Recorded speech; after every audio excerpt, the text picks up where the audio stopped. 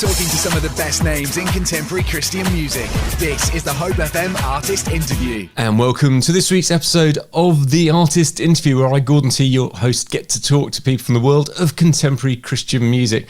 And I'll tell you what, it's absolutely a delight today to be talking to Leslie Jordan. Many of you will know Leslie's music from All Sons and Daughters.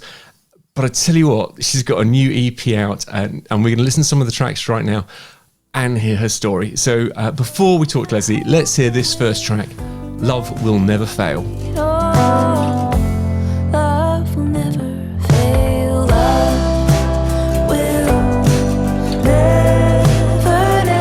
never fail. Love will never, never fail. Love will never, never fail. Love will never fail. And that was Love Will Never Fail by Leslie Jordan. Hey, Leslie, how you doing? Hey, I'm great. How are you doing? Very well, very, very well. Welcome to the show. Thank you for sparing time to tell us a bit of your story and share some of this music. I've got to say, this is going to sound rude. I apologise straight away that I sound rude. I couldn't with hand on heart say that I was a big Leslie Jordan music fan. Not that I didn't like your music, but in the run-up to this interview, I have listened to your EP a lot. And really, I have been mightily blessed by it, and I am definitely a super fan of your music. So I'd just like to thank you so much for your beautiful gift, and I'm hoping to get to know a little bit about you as well in this time. So before we hear some of the tracks, do you want to tell us, or more of the tracks, I should say, tell us a little bit about your story, who you are, where you come from, how did Jesus come into your life and music become a serious part of it? Wow. Well, I currently live in Tennessee in America, and it is way too hot to be outside in the summertime here. So in the UK, I'm going to interrupt for a second, but in the UK, we've just had our highest temperature ever. I read that. But I was thinking, wow, this is amazing. So when I was talking and conversing with people in the States, I was going, yeah, we've hit, and I went, we've hit 40 degrees, and they went, oh, that's not that much then. So yeah. so yeah, nobody knows how to convert the Celsius to Fahrenheit. So what's your sort of summertime temperature where you are? Well, we hit 99 yesterday, but it was a heat index of 107 or 108. So I don't know what that is on the Celsius scale, but I think you guys were somewhere in the 112 Fahrenheit. Oh, okay. All right. Is that what I read? We were a bit hotter then. So you guys beat us. You've won the global warming race. The global warming competition. It's the worst competition to win, but we're no ahead. one wants to be in it, but somehow we've all been forced into it. I live in Tennessee with my husband and our son Judah, and we live on a little piece of land where we host retreats and songwriting gatherings. And our dream is that this would be a community space for artists and writers to come and rest and belong. And that's been a long time dream of ours. And so we're kind of every day we wake up and we're like living in our dream, which feels surreal. For the last 6 years, I've been a songwriter with Integrity Music. Before that, I was in the band All Sons and Daughters, and we toured for about 8 years. And I'm just really enjoying this season of getting to sit with artists and write songs with them, because I was on the other side of the songwriting space for a long time, where I was the artist we were writing songs for our band. And now I love being in that other space where I get to come alongside artists, help them refine maybe a vision or an idea that they have for a song, and birth that song. And I had a friend of mine actually ask me what a songwriter was, because she's an author. She's like, so what, like as a profession, what does a songwriter do? And I told her that. I just said, I sit in rooms with artists, I hear their ideas, and then we kind of birthed this song together. And she's like, oh, you're like a song doula. You like help deliver song babies. Oh, yeah, song doula. Yeah. Yeah, so quickly bought the domain songdoula.com. No, I'm just kidding. But I did have that. It was that aha moment for me that I love walking alongside artists and helping them birth those things. And it's been a real gift for me. And so, this season of my life now, releasing these songs as kind of flipping the coin maybe back to the other side, being the artist a little bit. But these songs actually existed previously on other records. So they are songs that I wrote with friends that went on their records and have already been released into the world through other projects.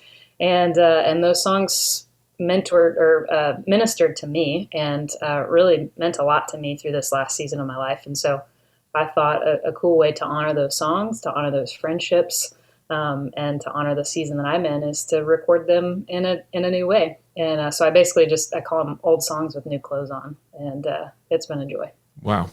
I've got to say, absolutely love the track Take Heart, which we will hear in a moment. You know what you say you've done with other people.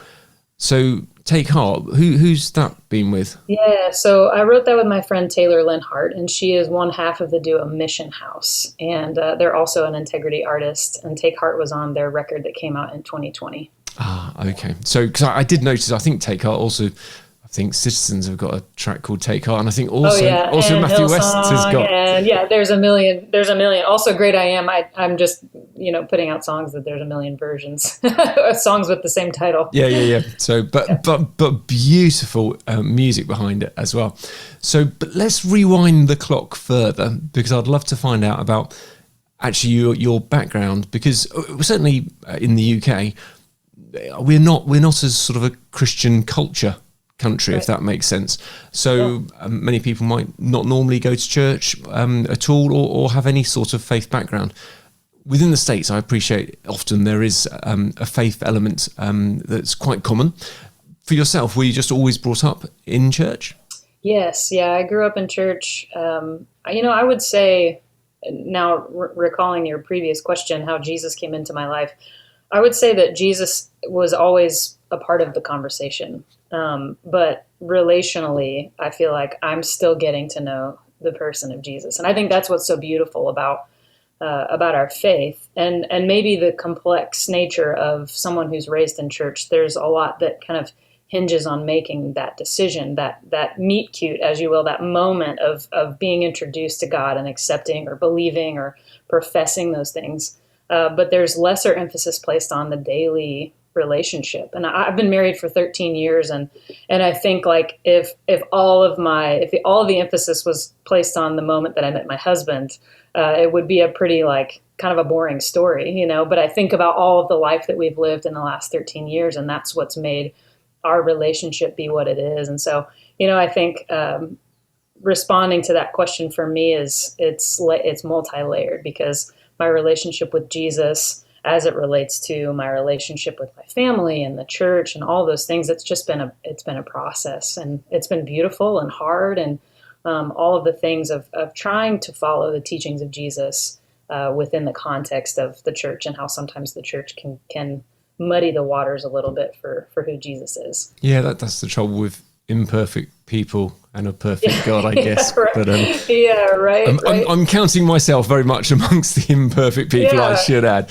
But Well, and it's also kind of that, like, if we always base our opinions off of God based on what other people's opinions are, and in that same metaphor of like, if I only related to my husband based on other people's relationships with him or perspectives of him, that wouldn't be personal. So it's definitely been a journey, and I'm so thankful that was my foundation, that I was raised in the church, that I was able to experience those stories. But I'm even more grateful that I've had this kind of beautiful and complicated and creative journey with God in the last 37 now, so it's been a long time. Well, that saves me asking how old you are, because it would have been rude to me to ask. So I'll offer that to you. So, and how old were you when you first wrote a song that you recall? Oh, well, I was probably 11 or 12. I started playing guitar when I was 9, and then I listened to a lot of country music growing up, and my parents, listened to music from the 60s and 70s. So there were a lot of storyteller songs. And that was kind of my natural inclination, was to write songs that told stories. And so, my first songs were songs about being a teenager, which are interesting and then not interesting at all. So. And have you thought about giving those songs new clothes and releasing them as a hidden track. No. Those deserve to be in a dusty box in the attic or recycled somewhere. No, yeah. It's the sort of thing that probably you should make sure you keep a recording of somewhere to give to Judah, your son, at some point. How old is Judah? Sure. He's 4.5. Okay, we probably wouldn't appreciate it yet. No, not yet. Wait till he's a bit older. Yeah. Okay, so and with regards to worship leading, how did that come about? When did you first start actually being part of the worship team at a church? Yeah, I was a high schooler, and they needed somebody to play acoustic guitar, and I played, and so I got kind of thrown into that role. And much like my relationship with Jesus, I just did it, and then all of a sudden I realized how much I loved it. I just fell in love with being a part of a community of people who sang together and figured it out together, and did that more through college. And then as I graduated, I started working for a church and leading there. And it's been a long time. And you talked about relationship with Jesus being like a relationship with anyone else, with highs and lows. Is there a particular high that you could tell us about? Oh man, I mean, a high. It feels like a relative. It feels like a relative term, because what my high might be is different from someone else's. So maybe as my worldview has expanded, and we had a lot of experiences in the last 10, 12 years of being on the road, of traveling around and meeting a ton of people. But that was like trying to entertain this or understand and entertain this broad scope of humanity. And so I found what was maybe safest in that season was to kind of like live in this one space. So living within the context of the church. So Jesus for me looked very much like whatever church scenario I was in, the band I was in. That was kind of who Jesus was for me. And I think since that season, so my husband and I stepped away from the church we were a part of for 10 years back in 2016. And we've been a part of other communities since then. But what's been awesome is because we came off the road and we started to narrow that scope of people that we lived in community with and cared for, and who cared for us. The breadth of who Jesus was has actually expanded. I have seen Jesus presented because those relationships may be fewer, but they're richer and deeper and more expansive. And so that might be kind of a broad answer to your question, because I wouldn't say there's maybe one high moment of me with Jesus, but I have experienced the love and the presence of Jesus among a lot of different and new people in my life in the last 6 years that I probably never would have expected to experience. Wow. Okay. So, which is a great thing, actually, to experience Jesus with and alongside people, and to gain from their walk with God as well. You talked about touring. Can you just tell us, so with All Sons and Daughters, did your husband Thomas come with you when you were touring, or? Yeah. Yes. Yeah. So wow. for a season, he didn't. He was a kind of before and after. So he traveled with us for about 3 years, ran lighting and production for us. And then before that, he's been a teacher. He was a teacher by trade for about 12 years. And so he was teaching middle school. And then after that 3 years, he was teaching high school mathematics. So, but he's been out of teaching for a season. But that was a sweet and complicated season too. So being on the road with the band and your husband, and we kind of had two different schedules, but we look back on that season and think of all the places we got to travel together, and it was incredible. So, and you did come to Europe. What was your favorite place in Europe? Oh man, that is hard to choose because we've been all over the place. Edinburgh, Scotland was just pretty magical. I would say, going down to Brighton in England was incredible. We visited Normandy and Le Mont Saint-Michel, and they're just these incredibly exquisite places. And then also I just love the, wine country in Italy. We were there we've been there a couple different times in Italy when we were writing for the Poets and Saints record. And then my husband, we flew to a show in Sweden, I think. And then my husband and I stayed an extra week and we flew down to Italy for 5 days. And I'd go anywhere over there. Honestly, there's a handful of places I haven't been that I want to go to. So all of it. Can I say all of it?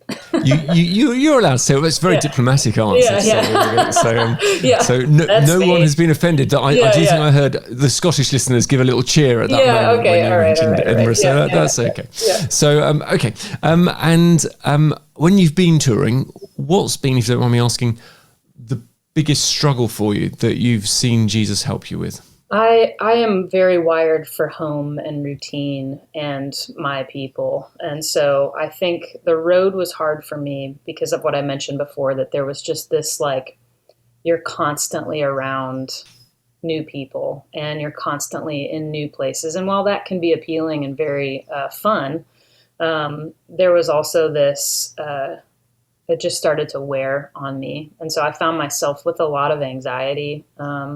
When we would travel, whether flying or being on a bus in the middle of the night. And so there was just a lot of stress around being gone a lot, and not feeling that comfort of home, that comfort of the people. And, our band, we're made up of a lot of our friends. And so that was always sweet. I always felt a sense of family with them. But I definitely really feel like I depended on and the comfort of Jesus in those moments when I struggled through how am I gonna make it through this 2 week long run out on the road and have energy to give people every night, have energy to to be present in my friendships and with my family. And that was one decision my husband and I made a long time ago. I've seen a lot of friends do it effectively, have kids on the road, but that was one thing I said I just didn't want to do. And so Judah didn't come into our life until couple of years after we came off the road. So I'm thankful for that, to have to juggle that as well. I know there's a lot of, that's multi-layered to have kids on the road. Yeah, I've got to say, I'm very impressed with anyone who can manage it. So it takes a lot of help, but it doesn't seem like something that would appeal to me. Some kids are wired for it. So and you mentioned anxiety, which I think post-pandemic is something that an awful lot of people are struggling with. Have you got any tips for people who might be struggling with anxiety themselves, particularly people who maybe haven't actually shared that? In fact, listeners, I'm just going to say, I went to the dentist this week. This might be too much information. I don't know. I went to the dentist this week and the dentist said to me, "Are you stressed?" And I thought, maybe a bit, maybe, possibly. And they said, "Well, because I have been busy grinding my teeth at night and I didn't even realise." So yes, that's how the dentist could tell that and the dentist is right. There has been a certain amount of unexpected and not much fun stress in my life lately. So, I've got to make sure I just keep taking that to Jesus. So, have you got some good tips? I thought I'd share that I've been struggling with stress. So, do you have some tips that you found helpful with stress and anxiety? For sure. I mean, I would say I started going to therapy in 2016, and I had gone as a child through my parents' divorce, and then kind of swore it off. After that, I was like, I'm not going to do that. But I was a kid. I just had no idea. So I started going to therapy in 2016, and I would say that has maybe been the most beneficial thing for me, is to sit in a room with someone who listens, and that's their only responsibility, is to listen and to help you process through maybe life experiences that you have somehow shoved way down into the recesses of your body and your mind. And so that has been a huge gift to me. I also went to my doctor and said, here are some moments in my day, in my life, in my world where I experience a higher level of anxiety. And she prescribed medication. And I know that that's kind of a touchy subject. But for me, I had medication that was for very specific instances, so that I, could function in those moments. And I started having panic attacks in very inconvenient moments, and found myself, there were just moments where I had to just lay on the floor with my back on the floor, looking at the ceiling, and that's all I could do. And so, I'm an advocate for all of those things, but I would say alongside of people and professionals who can help you get to the root of that and help you find the right solution, because medication is not for everyone. Although I will advocate and say that I think therapy with the right therapist is for everyone. And community, people who know me, that's been a really helpful thing. Being rooted and at home has been a really helpful thing. Reading finding the things that bring peace. So there's a lot in our life that tries to take from us, and we live, in the States especially, we live in this very high productivity culture, and now with social media and there's a lot that needs us and our attention, or at least the illusion that it needs us and our attention. And so I would say find things that don't need anything from you. Find people who don't need anything from you, and people who you can be yourself with, and spaces where you can be yourself. And those have been lifelines for me. And I would say in the last 3 to 4 years, my life has evened out, and I have found that I've been given tools now through therapy, and through some of those other methods of peaceful practices. Writing is always a peaceful practice for me.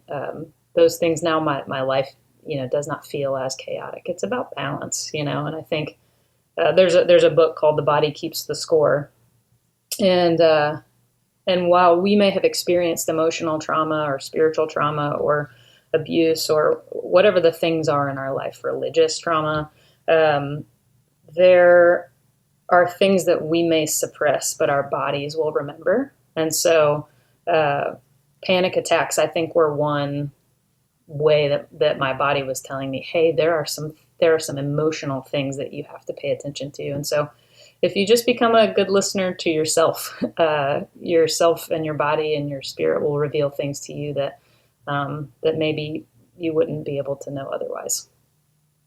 Thank you very much for sharing so from your heart. Actually, Yeah. Those are good tips, but also the fact you said there are times when you just are on the floor staring at the ceiling. That's not a great place to be. No, But to look at you now and to hear you feel like you've journeyed through a lot of that, I guess is encouragement to people who might be right now in the middle of it, feeling like there might be no end. Yeah. But to get to a place where you can find some balance. I suppose it doesn't mean that you won't struggle again in the future with anxiety. It's about getting those balances right. But it does give hope as well. So thank you for that.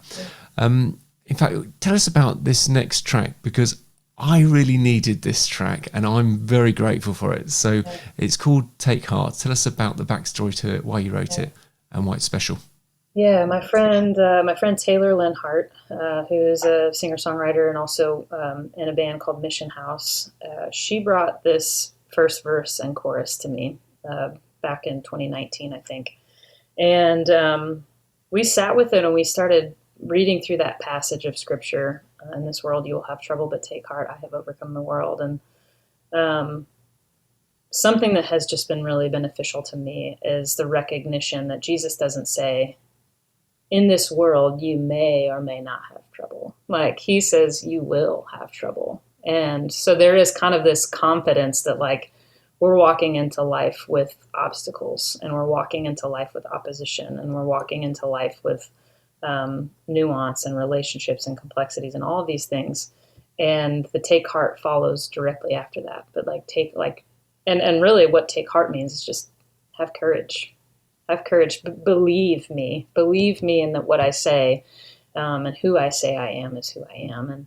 And we can trust the person and the nature of Jesus. And so I think Taylor's approach to that song, that first line, hear all you children of heaven's promise, shivering under a cloud of gloom. Hear all you wondering where your God is. Jesus weeps tonight with you. I mean, as I say those words, I'm overwhelmed by the truth of that, and that we will not live in this life without those realities.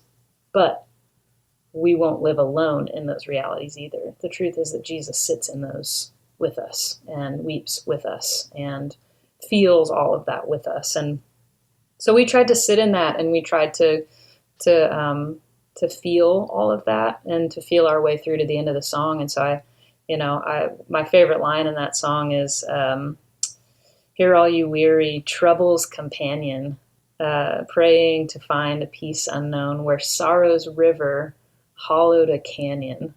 The wounded healer's water flows. Sorrow's river hollows a canyon within us. And I love the trouble's companion line too, because it just harkens back to that verse that there will be trouble. There will be sorrow. but there is a God who is a good companion and a peaceful companion. And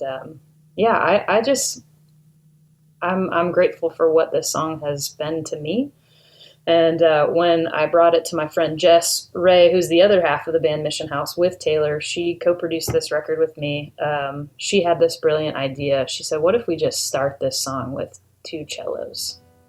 And there's nothing else. It's just this, because the cello is such an emotive instrument. And so we asked my friend Kara Fox if she would make a string arrangement for this song, and she did, and it just feels so brilliant. And I'm really grateful for how it turned out. Take heart, take heart. He has overcome the world. Take heart, take heart. He has overcome the world.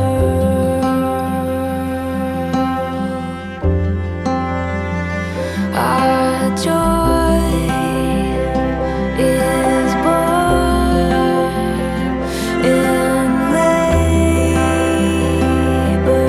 pain. Love suffers long, but not in vain.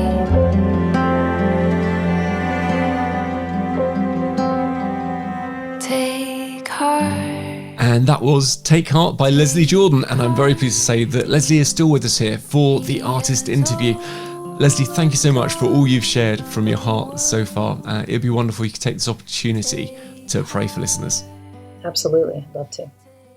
God, I thank you for this space and this moment where we can be still before you, and even in the midst of a conversation about music and journeying with you, you are here with us, and I'm grateful for that.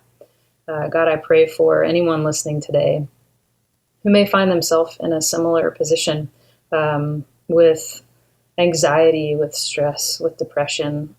Those are all very real things, and so God, I know that sometimes calling those things out helps bring truth and those things to reality. And so I want to speak out those things today, and I want to pray for any listeners who find themselves in that position. Maybe you're laying with your back on the floor, looking up at the ceiling and wondering, is there anything beyond this? God, I just want to pray for your peace over them right now, in this moment, that you would be present with them, that you would remind them that you are a good companion, that you are a peaceful friend, and that you do sit with us in our sorrow. And what a beautiful truth that is, even alongside the truth that we will have trouble. And also acknowledging that sometimes is just a good thing. So I really believe in the power of your presence, and that is what we are promised on this side of heaven. So would you be with us now, be with us in this moment, and be with us as we move forward from where we are. I pray all these things in Jesus' name. Amen. Amen. Amen. Thank you very much, Leslie. And if you're listening at home, maybe thinking, I don't really know who this Jesus is that Leslie and Gordon are chatting about, just want to encourage you, if you're in the UK, to get along to www.findachurch.co.uk, because there are many churches that would love to help you find out more about God's love. And if you're listening elsewhere in the world, then get in contact with the station you're listening on and ask them to recommend a great church to you. So just to jump back there, Leslie, you mentioned that you have moved on from the church you were part of. So was that quite a big church that you've been in for years and years? It was a church plant when I started, so it had grown for sure. I was there for about 10 years, so I was on staff for a season and then off staff when we were touring, but very involved in the leadership there. But yeah, we kind of felt this. There was a lot going on in that season for the church and then for us personally, and so it felt like the end of a season, and it was an easy moment for us to make that decision to step out of that community. Yeah. So, and when you stepped out, obviously, I'm guessing you leave lots of things behind at that point. Sometimes that's good because there's a break from it, and sometimes there's pain in it as well. What things were you choosing to step into? What was it that you felt God had for you as you made that change? Yeah, rest was a big thing that we needed a new rhythm of rest. My family did, and um, neighboring was a big thing for us. So, kind of as I mentioned before, narrowing that community of people. We lived, and we've since moved, but we lived in a very small neighborhood, and we would see the same people at the grocery store every afternoon, and uh, kids walked to the school across the street from the neighborhood, and proximity was big for us. And we realized we've been gone so much, we don't know any of these people the way we wish we did, and so that became really important for us. And so proximity. So the community we began kind of leaning into were the people that were immediately around us, and because of that, it was a very eclectic mixture of people, and some who were a part of our church prior to that, and a lot who were not. And it grew our capacity to love in a new way. And yeah, that was a really sweet season for us. Wow. Okay. And now, though, can you tell us about where you're living now and the Fold? Tell us all about what is the Fold. Yeah. So back in 2016 and 2017, started a nonprofit here in Nashville called The Fold. And our aim is to be a creative community for songwriters to find their original voice within the safety of community. And that's kind of a wordy way of saying a safe place for songwriters. And Nashville's a really unique place. So there's a lot of people who come here for music. I'm sure that's a common understanding. But there are a lot of people who come here with dreams and visions for what they want music and songwriting to look like in their life. And because Nashville is that eclectic place that has all these people who do music, there's a lot of people who may have opinions about what you do and how you do it. And so the Fold exists to be that place that doesn't tell you who to be or how to do it. We are a non-transactional space where songs can be written, but mostly community is experienced. And so one of the facets of our organization is this creative writing method, where one of the trainers of the method, because I'm certified in this, it's like a 40-hour certification process to lead these workshops.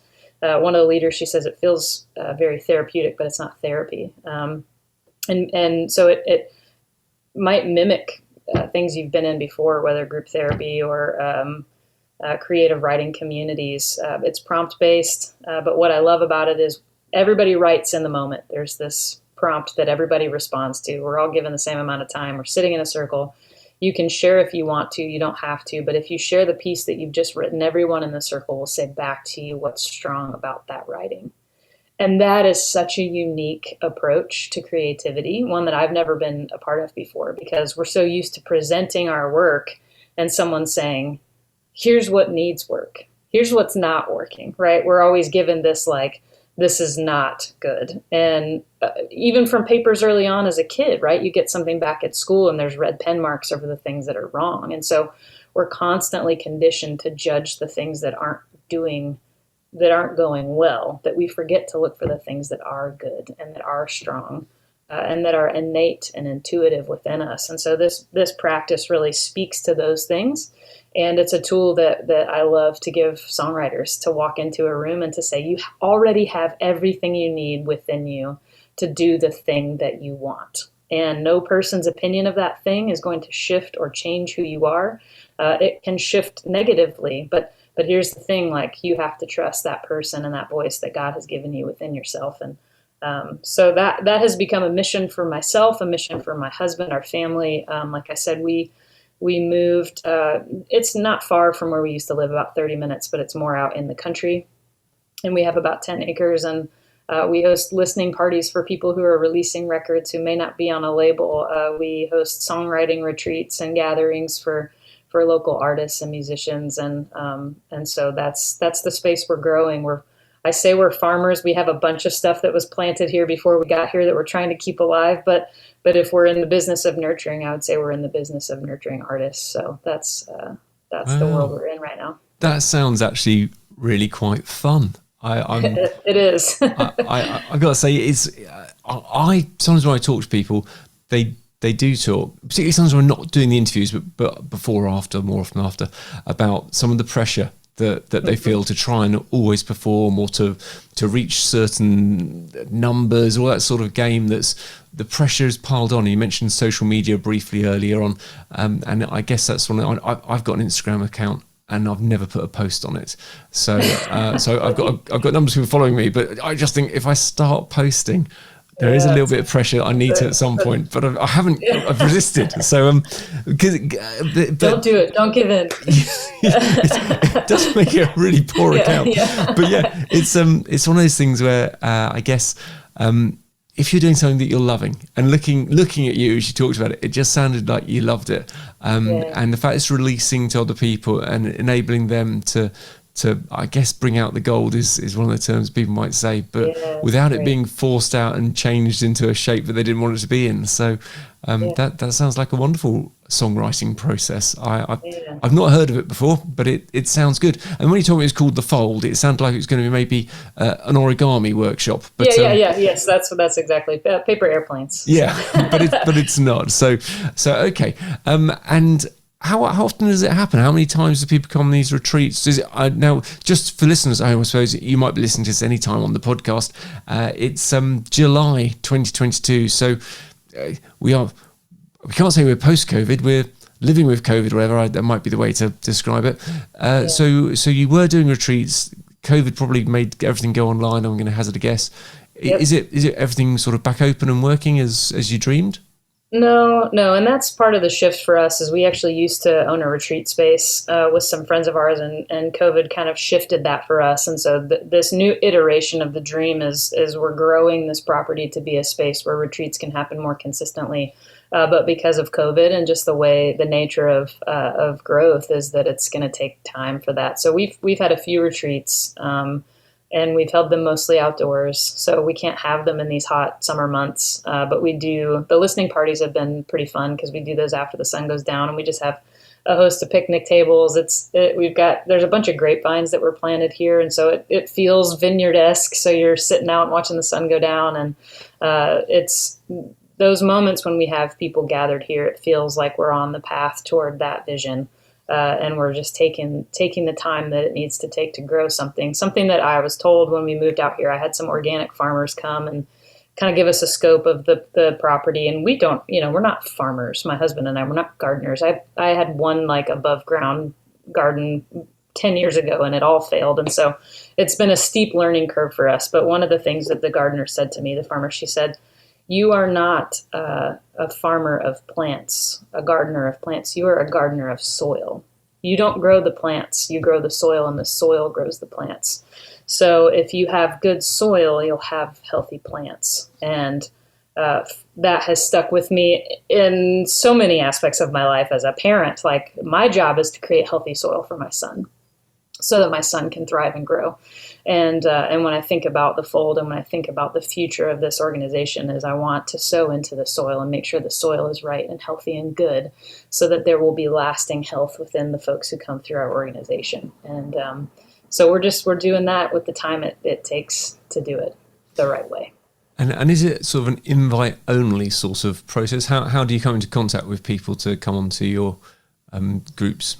Yeah, so we have had open writing groups in the past, which are not songwriting. They're just that creative writing process. And the magic of that happens in person. So we've done them online, but it's just really hard. You lose a bit of that humanity when you're online, as you know.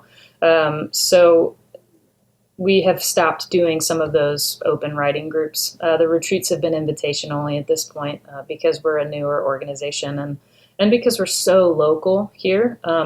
But one of the things that we have myself and the board and some of the other leaders who are certified in this method that we've started doing is coming alongside other organizations and saying, we have this tool that we can bring to your church. We have this tool that we can bring to your label. We have this tool that we can bring to your organization.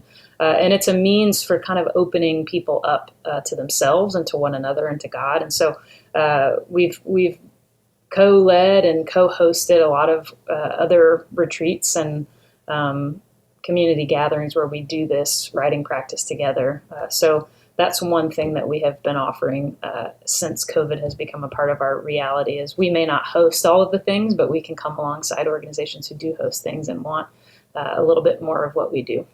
Yeah, that makes a lot of sense. Now we just said about social media. And now I'm going, wow, how hypocritical of me, because my next thing is to say, if people want to connect with you, where do they find you on social media, etc.? You can send me snail mail at, no, I'm kidding. Yeah, I'm anything Leslie Jordan Music. So that's on Instagram. Actually, I think it's Leslie Jordan ITS, Leslie Jordan, LeslieJordanMusic.com. But the Fold is thefold.us. So those are, you can email through that, and myself or someone who works with our admin crew will field those emails. So, yeah, I am thankful for the necessary evil of social media and what it offers us through connection, for sure. Yeah, the connection side of it, that is a benefit. It's so easy to waste time on it though. So anyway, not enough of me going, I don't like social media today. So you're just saying what all of us are thinking, though. Well, maybe, yeah. I haven't made my mind up yet. Talking to some of the best names in contemporary Christian music. This is the Hope FM Artist Interview. In regards to the Bible, who is your favourite character, or which is your favourite story from the Bible, and why? In this season of my life, I have a hard time saying which one's my favorite, but I think there have been some in the past that have been really important to me. There was a season of my life where the story of Elijah really resonated with me, and God wakes him up and says, "You're not done yet, and there's more for you." And Elijah becomes someone who mentors other folks, and so I think that story was pretty significant for me.